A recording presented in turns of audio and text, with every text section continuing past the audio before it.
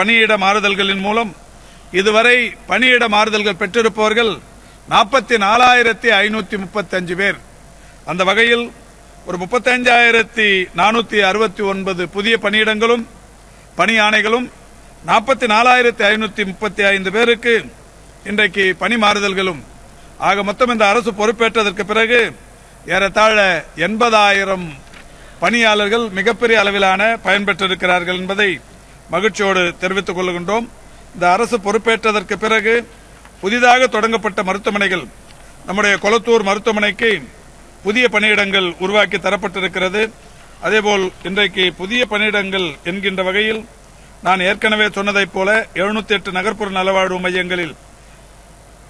மையங்கள், 50 ஆரம்ப சுகாதார நிலையங்கள், புதிதாக கட்டப்பட்ட ஜைகா கட்டிடங்கள், ஜப்பான் பன்னாட்டு கூட்டுறவு முகமை மூலம் கட்டப்பட்ட கட்டிடங்கள், அதற்கு தேவையான பணி நியமனங்கள் என்பது தொடர்ச்சியாக தரப்பட்டுக் கொண்டிருக்கிறது.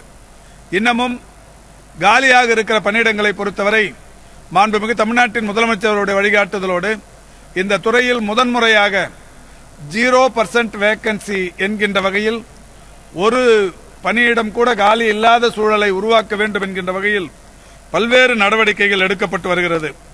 அந்த வகையில் கிராம சுகாதார செவிலியர்கள் ஒரு 2147 பேர் பல்வேறு உயர்நீதிமன்ற உச்சநீதிமன்ற வழக்குகளுக்கு பிறகு இப்பொழுது புதிதாக நியமிப்பதற்குரிய நோட்டிபிகேஷன், தேர்வு செய்வதற்குரிய நோட்டிபிகேஷன் மிக விரைவில் எவ்வளவு நாளில் வரலாம், ஒரு 10-15 நாள்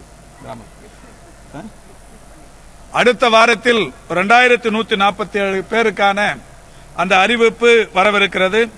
அதேபோல் செவிலிய உதவியாளர்கள் ஒரு 1030 பேர்.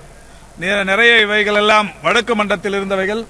இதற்கு தீர்வு காணப்பட்டு இப்போது இந்த பணியிடங்களை நிரப்புவதற்குரிய ஆணைகளை பெற்று இவைகள் இப்போது அறிவிக்கப்பட ஒரு 10 நாட்களுக்குள் அறிவிக்கப்படவிருக்கிறது.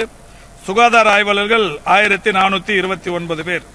இந்த பணியிடங்கள் மிக விரைவில் நிரப்புவதற்குரிய நோட்டிபிகேஷன் வரவிருக்கிறது.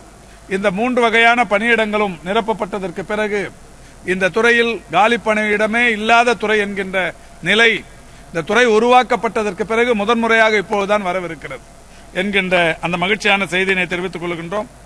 மருத்துவர்கள் நியமனம் என்பது இன்றைக்கு நான் ஏற்கனவே சொன்ன இந்த 4,337 மருத்துவர்களுக்கான அந்த நியமனங்கள் நடத்தி முடிக்கப்பட்டு அவரவர்கள் விரும்புகிற ஊர்களில் தற்போது மகிழ்ச்சியோடு பணியாற்றிக் கொண்டிருக்கிறார்கள்.